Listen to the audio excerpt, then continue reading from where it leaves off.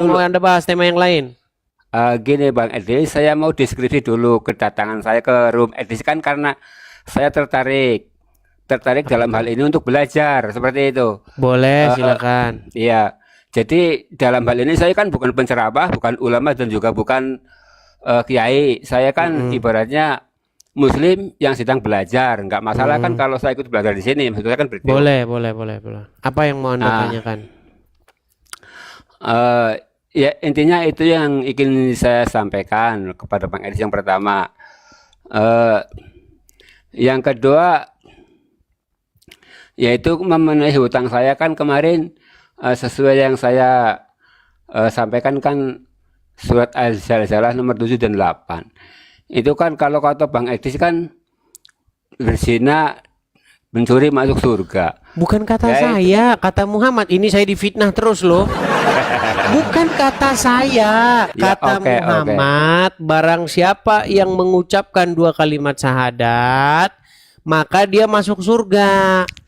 Ada sahabat bertanya, sekalipun dia berzina, ya Rasulullah, sekalipun dia mencuri, kata Muhammad, iya, walaupun berzina, walaupun mencuri, dia masuk surga. Nggak ada di situ dikatakan dihisap dulu, nggak ada. Ya itu kan dalam hadis itu, tapi ketentuannya kan tetap harus diadili dulu. Harus melalui pengadilan. Harus melalui pengadilan. Iya, Di mana tidak semut. dasarnya? Oke, nanti saya hutang lagi, saya cari lagi dasarnya Hutang besok. lagi. Gali-gali lobang, tutup lobang, biar nggak tambah banyak utang. Gimana? Ya, silakan Ya kalau boleh silakan. seperti Apa yang itu. mau Anda utarakan? Yuk silakan. Mungkin Anda punya pertanyaan baru. Silakan. Apa, Pak Eh, Iksan? perta- ya pertanyaan baru sih sebetulnya nggak ada Mas Edis. Maksudnya kan itu ada saya kan dari kemarin kan datang ke sini untuk belajar gitu, Mas Edis. Begini Pak Jadi Iksan. Pak Iksan, Anda ya, kan seorang Muslim kan? ya betul. Seorang Muslim itu kan orang yang menjadikan Muhammad sebagai orang yang mengatur hidup orang tersebut. Betul nggak? Muhammad yang mengatur hidup orang tersebut. Coba perhatikan ya, perhatikan. Kita kalau Ya ngomong sama siap. orang Muslim pelan-pelan teman-teman, karena orang Muslim Ya, itu memang seperti ini. Jadi pelan ngomong sama mereka itu pelan banget. Anda seorang Muslim. insya Allah. Seorang Muslim adalah orang yang hidupnya itu ingin diatur, dikendalikan sesuai dengan menurut apa yang Muhammad perintahkan. Betul? Ya betul. Jadi singkatnya, seorang muslim adalah orang yang memberikan hatinya supaya dikuasai, diatur, dituntun oleh seorang yang bernama Muhammad. Betul? Ya, Nah, sekarang kalau Anda betul-betul ingin menjadi seorang Islam, betul-betul menjadikan Muhammad mengendalikan hidup Anda, berarti Anda akan melakukan perintah-perintahnya. Salah satu perintah-perintah Muhammad adalah, misalnya, Anda akan pergi ke Arab, sampai Arab nyium-nyiumin batu, betul? ya, Ya. Sampai di Arab Anda akan main lempar-lemparan batu, betul? sesuai dengan ajaran tentunya. Iya. Lalu di sana pun ada orang misalnya dagang kencing onta, Anda akan minum itu, betul? Ya kecuali itu, masa minum onting onta? Anda tidak tahu minum kencing onta itu? Ya tidak tahu yang itu. Tidak tahu. Kira-kira kalau saya beritahu bagaimana? Ya silahkan.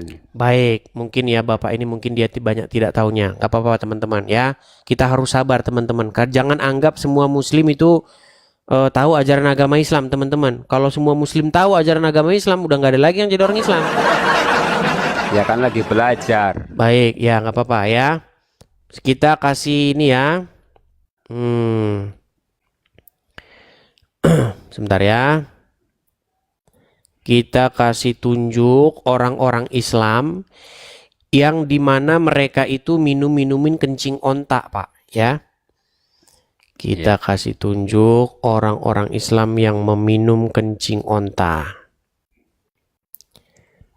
Bentar ya. Saya tunjuk videonya ya. Nih. Ya, silahkan. Saya balikan kamera saya. Nih. Ini adalah orang-orang Islam yang mereka pergi ke Arab dan mereka minumin kencing onta nih.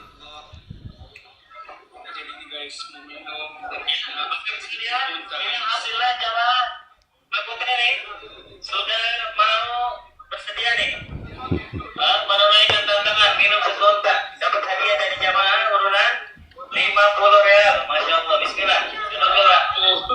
Mengenalkan surah insya Allah, artinya nanti bilang boleh. Kita coba walaupun seumur hidup sekali ya. Bismillah. Bismillah.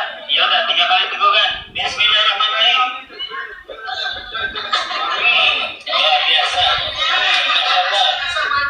Ya, ini banyak ya orang-orang Muslim yang minumin kencing onta itu banyak. Mereka jualan di situ, jual kencing ya. Ini juga nih minum kencing onta nih. Air kencing unta, silakan monggo untuk testimoni dia yang lagi obat. Ya, yang banyak Pak ya. Ayo. Alhamdulillah, Bapak Rohman sudah minum kencing unta. Bagaimana Pak perasaannya setelah minum? Alhamdulillah pahit. Pahit ya. Baik, setelah saya tunjukkan beberapa contoh, sekarang begini, saya mau tanya kepada Anda Pak Ihsan. Menurut Anda itu orang yang minumin kencing onta itu karena siapa yang memerintahkan itu? Sepanjang ini sih saya tidak tahu, tapi kalau aku yang dulu saya nggak mau lah yang seperti itu. Bukan, ini bukan masalah Anda tidak mau. Karena Anda tidak mau, karena Anda masih waras. Anda masih punya sedikit kewarasan.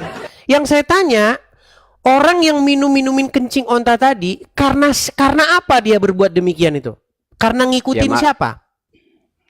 Ya itu saya tidak tahu, karena maksudnya karena apa itu, karena siapa, saya tidak tahu itu memang. Karena tidak tahu. Saya kasih tahu. Kita ini kan dari tadi berbicara mengenai pemerintahan. Jadi agama, walaupun sebenarnya kita nggak cocok Kristen itu dikatakan agama ya, jalan hidup. Jadi sebenarnya kita ini sedang berbicara mengenai pemerintahan, Pak Ihsan. Iya. Islam itu berbicara mengenai pemerintahan Allah dan Muhammad, di mana Allah dan Muhammad mengendalikan manusia. Ketika Allah dan Muhammad mengendalikan manusia, manusia jadi kayak tadi tuh. Jadi kayak gitu, manusia lempar-lemparin batu, nyium-nyiumin batu, minumin kencing. Itu kalau Allah dan Muhammad memerintah. Makanya kalau Anda jadi Kristen, yang memerintah bukan Allah dan Muhammad, tetapi Bapa, Putra dan Roh Kudus. Ketika yang memerintah diri Anda, jiwa raga Anda itu yang memerintah adalah Bapa, Anak dan Roh Kudus, mustahil Anda pergi ke Arab nyium-nyiumin batu itu, enggak. Makanya saya bilang, akibat mengikuti Muhammad, orang banyak tidak waras lagi. Sekarang begini, omongan saya ini memang pahit, Pak. Omongan saya memang pahit dan menyakiti banyak teman-teman saya yang Muslim. Tapi masalahnya bener gitu loh. Baik, khusus Silakan. untuk yang minum air onta itu apakah ada Baik. hadisnya Apakah ada hadisnya tentang minum kencing onta? Baik. Kita sabar ya teman-teman ya mengajarkan Pak Ihsan. Semoga Pak Ihsan mendapatkan hidayah dan kebenaran ya teman-temannya dari Tuhan Yesus. Baik. Kita akan tunjukkan dalil-dalilnya. Sebelum saya tunjukkan dalil-dalil minum kencing onta, bentar ya. Bentar ya. Sabar. Saya putarkan dulu ceramah dari Pak Ustadz ya. Apakah boleh minum kencing onta? Sabar. Saya rasa Anda dan semua muslim pasti sudah familiar dengan suara seorang ustadz kondang satu ini. Perhatikan ya. Ada seorang jamaah bertanya. Perhatikan. Ya, Saya balik saja ya. Saya balik, mudah-mudahan kedengaran suara saya ya.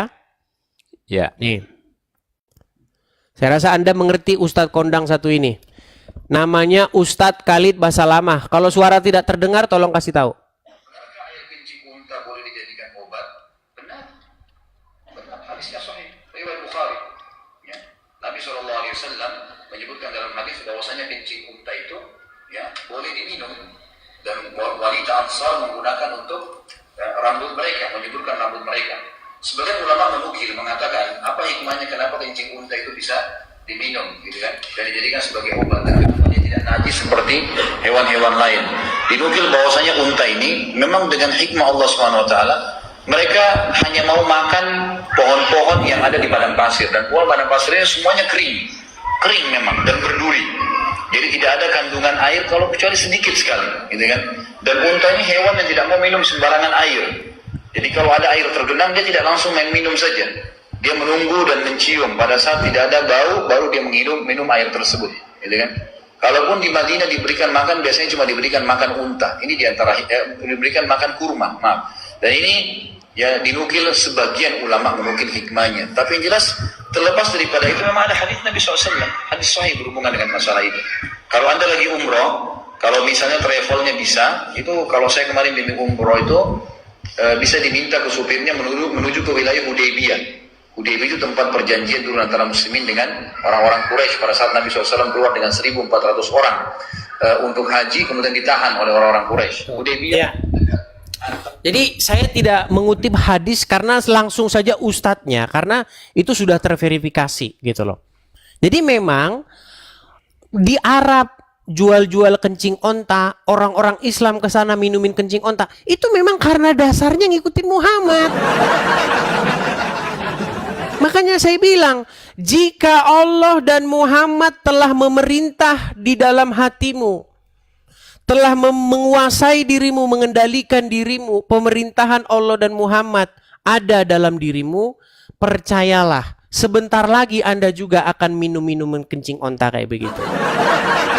Kalau aku sih nggak mau lah, tetap nggak mau. Nah, selamat. Artinya Anda tidak mau dipimpin dan dikuasai oleh Allah dan Muhammad. Kalau bukan sudah seperti itu juga, bukan seperti itu. Loh, Pak Iksan, bukankah menjadi muslim yang sejati itu adalah mengikuti Allah dan Rasulnya? Ya tapi kan harus ada pengecualian, masa disuruh minum air onta mau? Ya kan nggak mau. Berarti Anda tidak mau mengikuti Allah dan Rasulnya. Barang siapa yang durhaka kepada Rasul, maka dia telah durhaka kepada Allah, betul? Ya begini aja, itu saya cari dulu tuntunannya, itu khusus tujuannya buat apa dulu. Kalau ada tuntunannya minum air onta. Oke lah, sekarang gini saja. Nggak, kalau kencing onta dia nggak mau. Tapi cium batu mau ya? Cium batu mau? Ya, oke, Baik. cium batu. Kita tunjukkan masalah cium batu ya. Sebentar. Ya. Bentar. Kita akan tunjukkan bagaimana orang-orang Islam menciumi sebongkah batu, teman-teman ya. Sudah main cium-cium batu, main lempar-lempar batu. Perhatikan. Nih.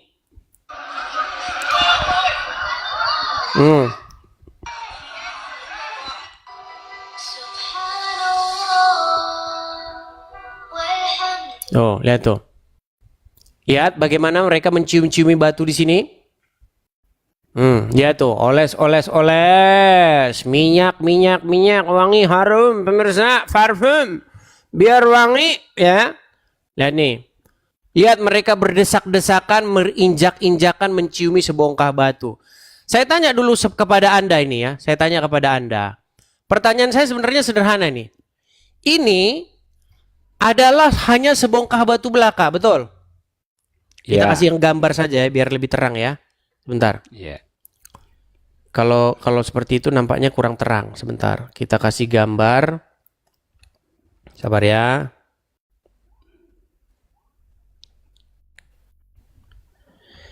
Kita kasih gambar, sabar. Nih. Ini kan orang nyiumin batu, betul? Iya, betul. Pertanyaan saya kepada Anda, apakah batu itu ada gunanya untuk dicium-cium Iya. begini? Ya kalau menurut saya sih itu bukan ajaran yang harus dilakukan, itu hanya masing-masing mereka yang mau dan mau Nah, mempercayai tadi itu. katanya dilakukan, sekarang enggak. Makanya betul saya bilang kan, artinya sebenarnya ketika Anda sungguh-sungguh mendalami agama Islam, pasti ujung-ujungnya Anda akan sadar dan tidak mau mengikuti. Tadi minum kencing onta Anda sudah tidak mau. Sekarang nyium batu Anda sudah, itu kan bagi yang orang yang melakukan saja. Berarti sesungguhnya Pak Ihsan, di hati kecil Anda sesungguhnya telah memberontak terhadap ajaran agama Islam. Jadi begini Bang Edis, saya mau jelaskan dulu sesuatu Bang Edis. Terima kasih, Saya Bang sebagai Ceki. muslim kan harus menjalankan apa itu yang menjadi rukun Islam dulu, yang ada 5 itu. Syarat-syaratnya muslim kan yang jelas itu, yang pasti, yang harus itu kan syahadat, sholat, puasa, zakat, dan yang kelima adalah ibadah haji bila dia mampu. Itu dulu saja yang penting saya kerjakan. Kalau yang lain-lain yang seperti itu kan itu bukan kewajiban, maksudnya belum sesuatu yang diwajibkan. Kalau itu tidak berdosa kalau nggak melakukan itu seperti itu. Begini, maksud saya begini. Kita ini kan dari tadi kan berbicara mengenai pemerintahan. Sebentar ya, ini saya Ya, tunjukkan lagi ya. video yang lain ya. Kita ini kan berbicara mengenai pemerintahan, betul? Ya, Nah, ketika Allah dan Muhammad menguasai memerintah seorang muslim. Bentar ya. Sebentar. ya. Ketika seseorang, nih, inilah kerjaan orang Islam nih. Selain daripada itu ini. Nah, lempar batu. Nah, nih, bayangkan Anda nabung puluhan juta, kemudian Anda begini main ini. Nah, lempar. Lempar ini ya, lempar batu. Nah. Bayangkan uang puluhan juta, ngantri puluhan tahun. Sampai Arab Anda main lempar-lemparan batu begini. Ini akibat apa? Akibat orang Islam dikendalikan dirinya, dikendalikan akalnya, dikendalikan pikirannya, jiwa raganya oleh Allah dan Muhammad. Nah itulah, tuh jadi kayak begitu. Nah itu, lempar-lempar batu. Nah iya kan? Nah, iya. Makanya saya bilang Bang, 2025 ganti Tuhan, jangan lagi Allah dan Muhammad. Jangan lagi yang kau buat mengendalikan hidupmu. Jangan lagi yang kau membuat mengendalikan akal, jiwa dan pikiranmu. Allah dan Muhammad lagi. Tapi gantilah yang mengendalikan jiwa, akal dan pikiranmu itu roh Tuhan, roh kudus yang daripada Tuhan. Kalau roh kudus sudah mengendalikan jiwa, pikiran dan akalmu, percayalah, Anda tidak akan melakukan hal-hal konyol yang gak waras kayak begitu. Ngapain Anda lempar-lemparan batu? Daripada Anda ngelempar batu, mending lempar mangga. Cucu dapat tuh, jatuh, masih bisa dimakan. tapi saya tetap itu dulu aja. Rukun Islam yang penting saya kerjakan dulu. Kalau yang itu kan kalau haji kan kemungkinan saat ini belum mampu. Nah, yang penting yang buat pegangan satu ya itu aja, rukun Islam yang 5 saya kerjakan dulu. Oke, apa rukun Islam yang pertama? Coba. Membaca syahadat, mengerjakan Baik. sholat. Baik, Ya. kita mulai dari membaca Ya. syahadat. Semuanya pokoknya masalah di dalam Islam ini, semuanya. Oke. Coba, apa bunyi syahadat? Asyhadu an la ilaha illallah. Artinya wa aja, asyhadu artinya. Oh, aku bersaksi bahwa kepada Allah dan bersaksi bahwa Muhammad adalah utusan Allah. Oke, bersaksi. Saya tanya dulu, biar kita nggak debat kusir. Apa sih bersaksi itu? Pengertian bersaksi itu apa? Yang saya yakini adalah saya meyakini, gitu aja. Saya Bersaksi meyakini. sama meyakini beda, Pak Iksan. Pak Iksan, kalau bersaksi sama meyakini itu suatu hal yang berbeda. Kami orang Kristen, ketika kami misalnya selesai dalam persekutuan gereja hari Minggu, kami biasanya mengucapkan yang namanya pengakuan iman rasuli. Dengan kata-kata begini, aku percaya kepada dan seterusnya. Aku percaya kepada dan seterusnya. Jadi percaya bukan aku bersaksi. Kalau Anda mengatakan aku bersaksi. Bersaksi adalah suatu perbuatan menyatakan bahwa Anda menyaksikan sesuatu itu dengan panca indera Anda. Contoh misalnya, apakah Anda melihat bahwa Muhammad itu diutus oleh Allah? Ya kan saya belum lahir pada zaman Muhammad. Makanya harusnya bukan aku bersaksi, tetapi aku percaya. Dari situ sudah bermasalah syahadatmu itu, rukun yang pertama. Rukun yang kedua, apa? Mengerjakan sholat. Sholat, baik. Kita mulai nih. Sholat ini juga masalah juga. Ada yang bilang begini. Ada yang di depan sini, betul nggak? Ya. Ada yang di atas telinga, ada yang di samping telinga. Nggak tahu lah, macam-macam lah pokoknya kalian lah. Ya. Sekarang saya tanya, kenapa begini? Itu syariat itu, ajaran. Iya, ngerti saya syariat. Maksudnya kenapa begini? Ya itu kan sedang takbiratul ihram. Iya, maksudnya itu kenapa kok begini? Kenapa nggak begini? Kenapa nggak begini? Coba. Ini maksudnya apa? Ya itu kan yang diadakan yang seperti itu. Ngerti Pak Iksan, saya kasih contoh, nih sulit ngomong-ngomong. Gini nih, dengerin. Dulu saya masih ingat, zaman saya masih SD, saya itu main-main dengan teman saya SD juga di lapangan salah satu SMP di tempat saya masih kecil. Iya. Mereka lagi latihan taekwondo. Ya, begitu latihan taekwondo mereka. Nah, sehubungan saya itu orang tua saya nggak punya duit, mau ngikutin saya latihan taekwondo, saya cuma ngeliat doang. Tapi saya pelajari ilmunya, namanya masih anak-anak kan. Ada orang, salah satu siswa taekwondo itu, mereka begini tuh ketika mengepalkan tangan begini. Terus ada guru taekwondonya marahin, nggak boleh begini. Kamu kalau mukul tanganmu begini patah jarimu, jempolmu patah. Harus di luar begini, nggak boleh jempolnya di dalam begini. Oh, saya tahu maksudnya. Kenapa begini kalau mukul bukan begini? Nah, sekarang maksud saya begini.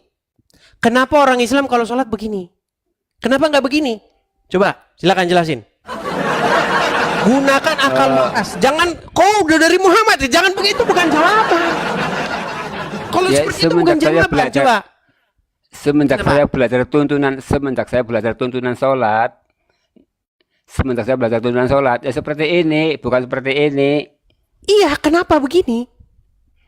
Ya secara detailnya itu tidak ada kenapa harus begini. Nah, makanya saya bilang kan, ketika orang Islam ditanya agamanya, maka orang Islam pasti meninggal dunia. Coba kenapa begini? Itu bukan cuma, itu seluruh gerakan sholat. Nih, saya tunjukin. Semuanya jadi masalah. Nih, saya tunjukin lagi. Aduh, baru satu itu. Aduh, Pak Iksan. Baik, saya tunjukkan kepada Anda. Nih ya, saya kasih gambar lagi. Sabar ya. Nih, ini ada dua gambar. Bagaimana orang Islam cara duduk menghadap Allah. Perhatikan. Kelihatan gambarnya Pak Iksan? Ya, kelihatan. Oke, ini duduk tahiyat awal. Kemudian ini duduk tahiyat akhir. Ya. Pertanyaan saya, kenapa harus begini nih kaki? Itu secara tuntunan kan jempolnya harus ikut menghadap ke depan. Iya, yang Ujung saya tanya jempol. kenapa harus begini? Kenapa kakinya nggak digeser saja sedikit ke kanan? Loh ya saya tahunya seperti itu, Mas Edis. Memang Apa sulit, saudara. apa saat saya diajarkan sholat harus bertanya, Pak kenapa harus Loh, begini? tadi kan enggak. sudah saya kasih contohnya Pak Ihsan. Waktu zaman saya SD, saya ngelihat orang latihan taekwondo. Oh, Ada ya, murid ya, teman ya. saya, dia mukul Ya. tangannya begini. Oke, iya maksud saya. Dimarahin, gak boleh begini tanganmu, Oke. nanti patah jempolmu, harus di luar begini. Oh, maksudnya Ya, di ya, luar ya, begini ya, ya, supaya ya. tidak keseleo. Nah, sekarang saya tanya kepada Anda, kenapa kaki Islam begini? Ya, saat saya masuk, cuman saat saya diajarkan, saya nggak diberitahu detailnya. Jangankan Anda, ustadz suruh kumpul di seluruh dunia tidak akan mungkin bisa menjelaskan ini. Gimana? Sekarang, coba ya. Di dalam Bible apa dikatakan? Tuhan melihat hati seseorang. Datang kepada Tuhan membawa hati kita. Betul? Ya, Sementara orang Islam, Tuhannya tidak melihat hati, Tuhan yang melihat kaki. Iya, ini kenapa itu harus siapa yang bilang begini? itu Ini seperti kenapa itu? harus begini? Coba. Bingung lagi. iya kan saya diajarinya seperti itu, tidak diajarkan secara Ngerti detail. Pak Ihsan, saya tahu Anda diajarinya begitu. Maksud saya kenapa harus begitu? Saya kasih contoh loh. Kamu muridnya si Anu, guru Wiro Sableng Sinto Gendeng, betul? Kenapa ketika gerakan menangkis, kenapa begini? Kenapa nggak begini? Ya, ya saya Kan ada maksud, saya mudeng itu. dijelasin pakai akal Iya. logika, betul? Iya betul. Cuman Bukan kan ya saat karena diajarin guru saya begini, bukan begitu cari jawabnya. Iya. Ada Iya, maksudnya alasannya, gitu loh. Nah sekarang saya tanya, Iya. coba kenapa kakinya harus model begitu? Ya karena saat itu alasannya tidak disampaikan alasannya kepada saya. Saat diajar seperti itu alasannya Oke. disampaikan. Yang Tapi disampaikan percayakah Anda Pak Ihsan? Percayakah Anda? Sekalipun guru Anda bawa Muhammad bahkan nggak akan mampu menjelaskan itu kenapa begitu. Iya, kecuali kalian ngarang bebas. Nah, kalau ngarang ahlinya. Oh, kalau begini artinya melemparkan beban ke belakang. Kemudian kalau begini kakinya, oh supaya tidak pegel. Itu kan ngarang semua. Lagi pula di dalam Al-Quran apa tujuan daripada sholat itu? as-sholatu tanha anil fahsya'i wal munkar, untuk menjauhkan dari kejahatan. Sekali. Jadi sesungguhnya kalau Anda membaca di dalam Al-Quran, sesungguhnya sholat itu adalah mencegah perbuatan mungkar. Ya. Ada satu peristiwa di Brebes, mohon maaf saya tidak bermaksud menyinggung peristiwa ini. Ada seorang wanita ibu-ibu,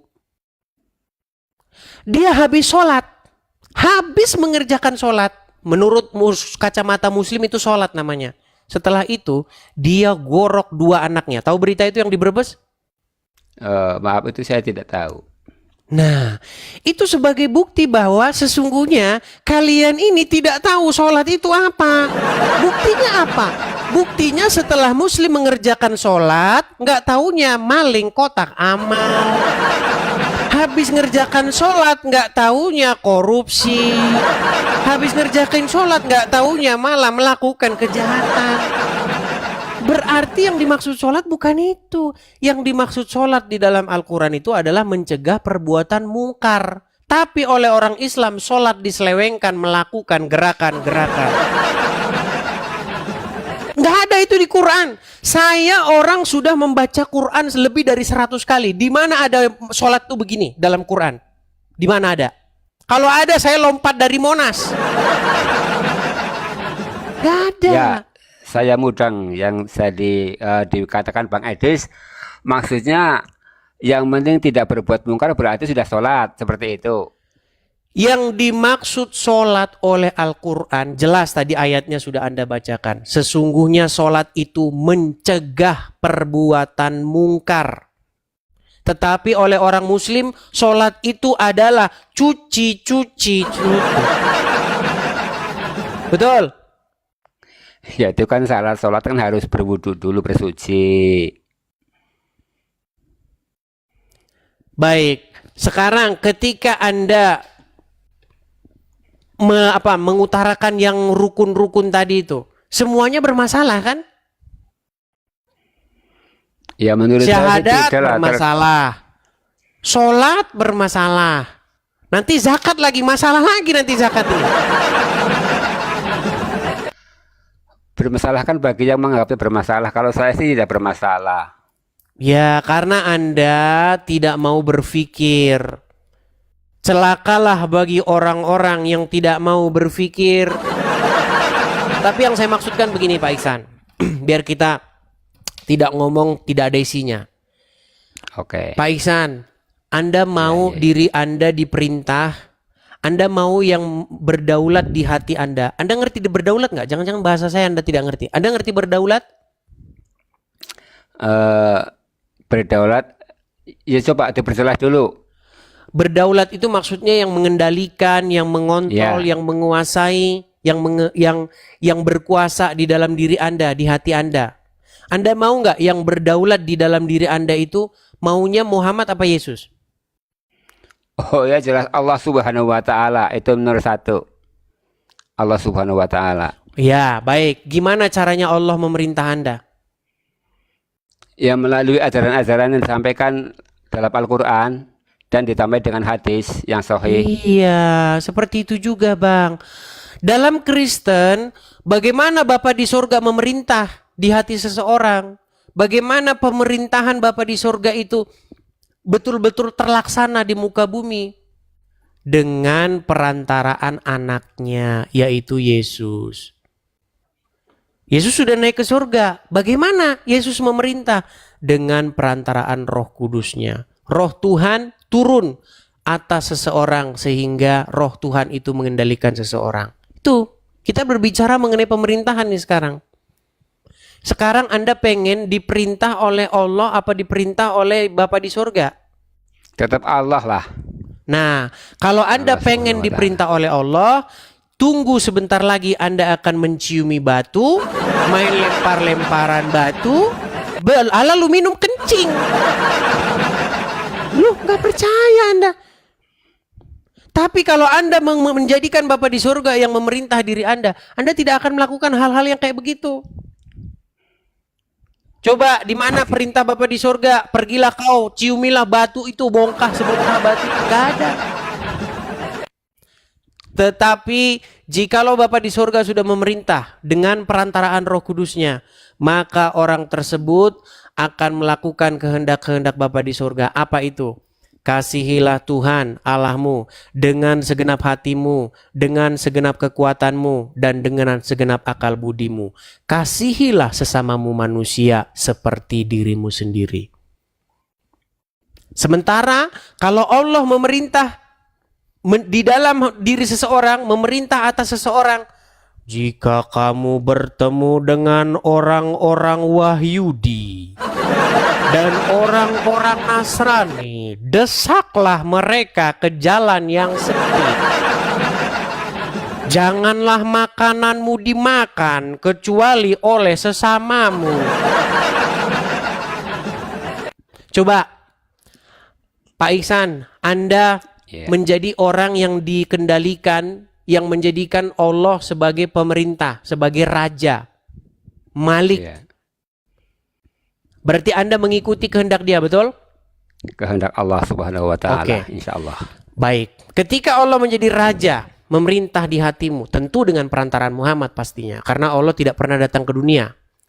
Yang datang itu Muhammad. Begini. Insya Allah. Begini. Ada tetanggamu non-muslim. Taruhlah orang Kristen. Dia lapar, dia tidak punya apa-apa. Jatuh miskin dia. Lalu datang ke rumahmu, mengetuk pintumu untuk meminta makan, untuk meminta beras. Anda kasih tidak? Ya pastilah dikasih, kan dikasih juga Itu ada bukti ajaran kalau Allah zalim. tidak memerintah di hatimu. Kalau Anda beri, itu artinya Allah tidak menjadi raja memerintah dirimu.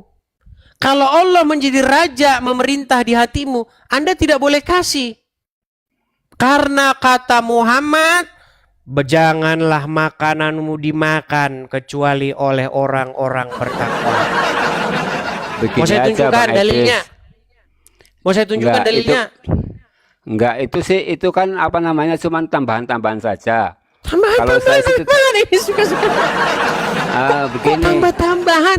Itu Muhammad yang memerintahkan. Allah tidak pernah datang ke dunia. Allah tidak pernah ngomong. Yang ngomong yang datang ke dunia itu adalah Rasul Muhammadnya. Makanya barang siapa yang patuh kepada Muhammad, sesungguhnya dia telah patuh kepada Allah. Betul? tapi saya punya anu sendiri, Bang Edis, dasar sendiri. Bahwa Allah itu adalah Maha Pengasih dan Penyayang. Maka tidak mungkin. Iya. Benar tanggal nggak? pelaporan Barang kita siapa diam. yang taat kepada Muhammad, sesungguhnya dia telah taat kepada Allah. Ya, Oke, Muhammad memerintahkan apa? Boleh tidak memberi makan orang non-muslim? begini saja, saya kan Sebentar, punya keyakinan- sebentar Pak Ihsan. Menurut Muhammad, boleh tidak memberi makan orang non-muslim? Kalau secara praktek di lingkungan sih boleh ya, secara kehidupan Menurut nyata, Muhammad, bukan gitu. secara praktek. Menurut Muhammad? Begini, saya kan tidak melihat dasar yang itu, kecuali Baik, saya tunjukkan. saya melihat Nampaknya dia dasar ingin kita daripada tunjukkan itu. hadisnya, teman-teman. Mau saya tunjukkan hadisnya? Yang Mau? penting hadisnya itu betul-betul sahih. Oh, sahih Betul-betul. gimana? Perhatikan. Perhatikan. Bentar ya. Saya tunjukkan. Nanti teman-teman silakan rapikan sendiri ya teman-teman ya. Silakan teman-teman nanti rapikan ketika saya mencari hadis. Teman-teman kalau kadang-kadang banyak yang upload nih malas merapikan. Waktu saya mencari hadis diinikan juga. Waktu saya cari hadis dipotong biar rapi. Kalau saya cari hadis Anda upload, orang udah skip duluan video Anda. Ya. Perhatikan ya. Ini hadisnya dalam diriwayatkan oleh Abu Dawud 4832 dari Abu Sa'id dari Nabi Shallallahu Alaihi Wasallam bersabda, janganlah engkau berteman kecuali dengan orang mukmin dan janganlah memakan makananmu kecuali orang yang bertakwa. Sekarang saya tanya sama Pak Ihsan, menurut Muhammad boleh berteman dengan orang selain orang mukmin? Itu kan dalam ajaran di situ. Kalau prakteknya saya sih nggak begitu. Iya, makanya saya bilang ketika Anda belajar agama Islam, pasti buku-buku agama Islam itu tidak akan mungkin Anda percaya.